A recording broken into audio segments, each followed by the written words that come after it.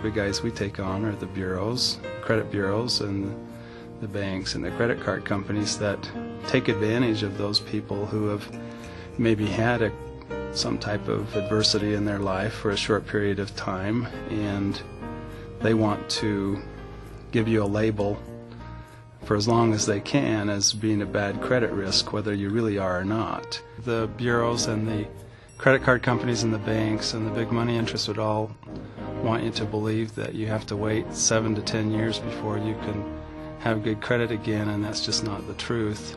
Almost everybody has the legal right to dispute items on their credit report, either because they're inaccurate, they're not theirs, they're misleading, they're too old, they can't be verified, or they're, not 100% accurate.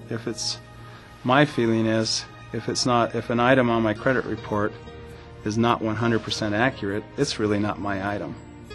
They're reporting false information, and the law doesn't give them the right to do that. They're breaking the law. All you're doing is enforcing the law. You're making them obey the law, and you should have the right to do that. The bureaus are given a privilege to report this information, and they make a lot of money at it. I would guess that they make hundreds of millions of dollars a year, probably billions of dollars a year. I don't even know how much money they make. But they're not government entities. They're not regulated by the government other than with the Fair Credit Reporting Act.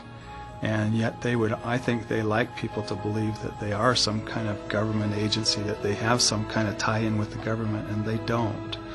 And the only regulation they have is through attorneys. So there's certainly nothing wrong with making them pay the full price of the privilege they have to do business in this area. And if they can't report your credit correctly, they shouldn't have that privilege at all. I think the big money interests that lend people money, what they would like to see is that you have a credit score that's below what it really should be, because then they can charge you a higher rate of interest than what they really should deserve to charge. And it's a low-risk loan, but they get to charge you a high rate of interest.